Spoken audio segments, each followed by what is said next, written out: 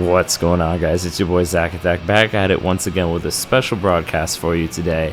Today's broadcast is going to be unlimited anchor works. So I was thinking to myself, I love Rocha just as much as the next guy. I also love Brant and I love Mono Fusion, but I realized, hold on, Lupa's outro buffing Brant's anchor works because it's 50% basic attack bonus plus the fusion damage. But Rocha outro also buffs 50% basic attack damage. So I just had the idea, what if I just put them both on one team and then just try to get as many Brant anchors as possible and then buffed every single anchor. And I did the math. I don't have Brant Sig, but I did the math on, how it affects his anchor, whether he has Rocha outro or Lupa outro. Obviously, Lupa outro is going to be better, and I'm going to try to prioritize Lupa outro at all times as much as possible.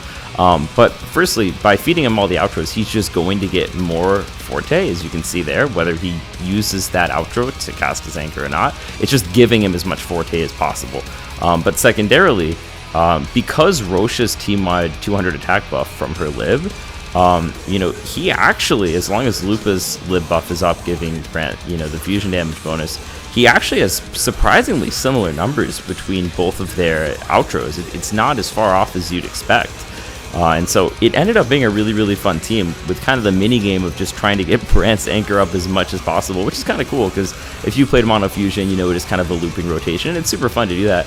But what's interesting here is instead of it being kind of a looping rotation where you're just passing outros back and forth, instead actually you're basically just trying to play Brant as the main center of the team, trying to get him fed as much possible Fortes as you can, and then just passing outros to him repeatedly, and it's very, very, very cool.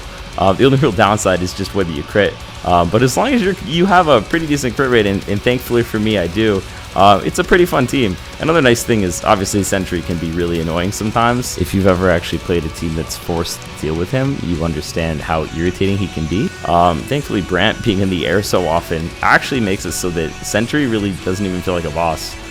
So it's pretty nice. He's a good target for target practice, and I got in about 5 anchors here. Just a really, really cool team comp. I hadn't seen anybody run this before, so I figured I'd give it a shot.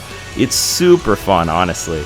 Once you get the rotation locked in, it just flows real nice, and it's cool because all characters are basically just in airborne stances.